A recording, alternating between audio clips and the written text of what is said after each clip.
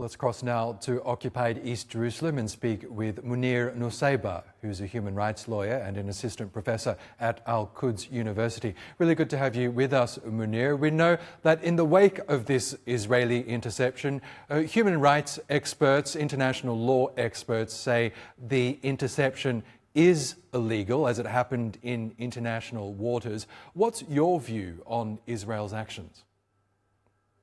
It's certainly illegal based on several considerations. On the one hand, and maybe most importantly, the blockade of the Gaza Strip is illegal because it is linked to collective punishment of the Palestinian civilian population in the Gaza Strip. It's linked to the genocide that Israel has been perpetrating in the Gaza Strip, part of which starvation has been the Israeli policy. Israel has decided to starve the population of the Gaza Strip since October 7th, 2023, and it has continued with this policy until today. But it's also very important to note here that the collective punishment of the population of Gaza has been much earlier than October 7th, 2023. Of course, many commentators would cite 2006 and 2007. However, since 1967, when Israel occupied the Gaza Strip, it has not really allowed Palestinians to sail from this port internationally or for international ships and vessels to enter the Gaza Strip. Israel does not authorize free sailing for Palestinians or international into Gaza or out of Gaza. This has been the policy since the occupation of the Gaza Strip. The only exceptions were, Freedom Flotilla ships that managed to get into Gaza in 2008. And that's the only exception. Other than that, the only ships that were sailing to, from the Gaza Strip were going under the restrictions of the Israeli Navy for fishing. And the only space that they have been allowed before the blockade was very, very limited.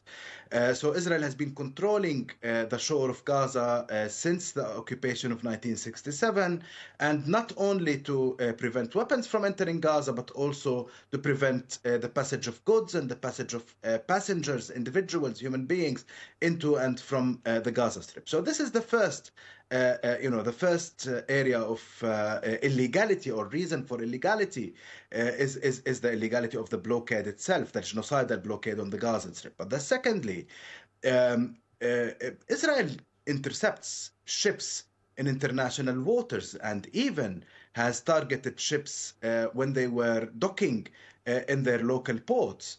And this is, of course, an aggression against foreign states. These ships that are sailing in international waters, carrying their flying flags of different nations, must be protected. Israel cannot intercept these ships in international waters. It cannot, this would be an attack against every nation that which these ships are actually flying their flags.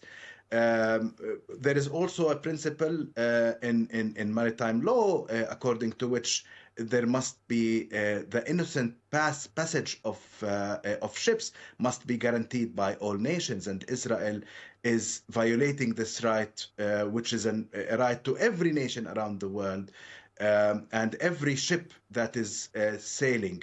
So, because of these principles, Israel is violating international law, but also committing a serious crime against humanity and war crime while it is intercepting these ships. Munir, even though this flotilla didn't succeed in achieving its aim of delivering the much-needed aid to Gaza, it did succeed in drawing even more global attention to Israel's ongoing war on Gaza. We know we are approaching the second anniversary of Israel's assault on the enclave that's killed more than 60,000 Palestinians. We also know that Donald Trump seems to be interested in getting a ceasefire in place, even though many analysts say much of the terms favour the Israelis over the Palestinians in Gaza. What's your view on what will happen next? Do you think we will actually see any sort of a pause in fighting ahead of the anniversary, or at least after the second anniversary of this war?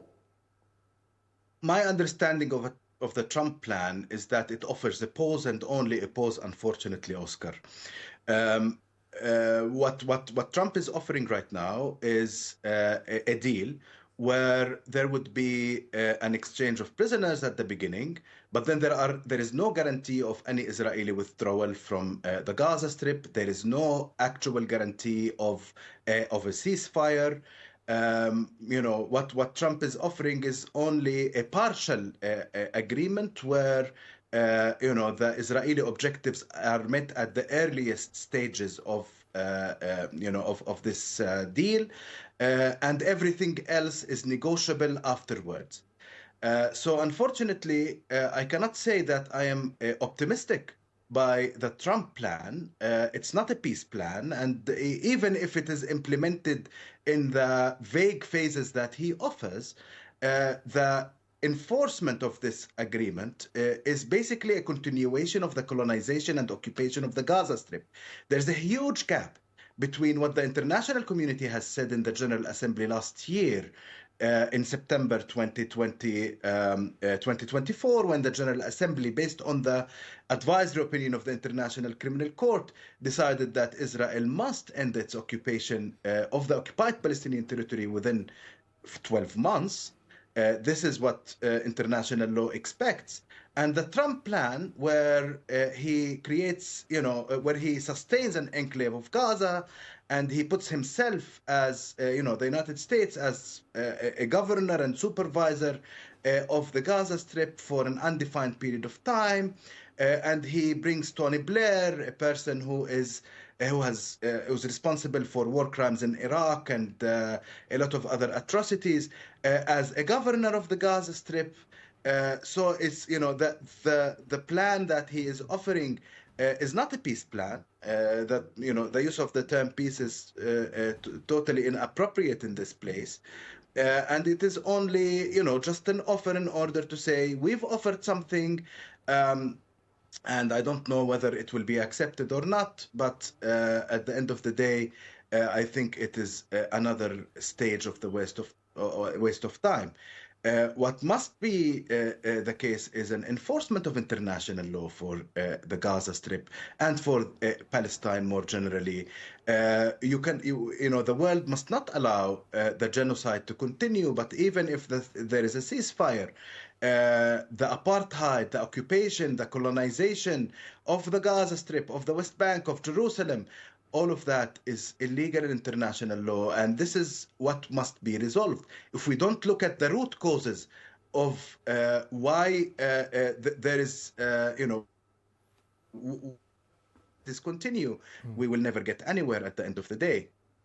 Okay, Munir Nuseibah, we will have to leave it there. Thank you so much for joining us again on the program.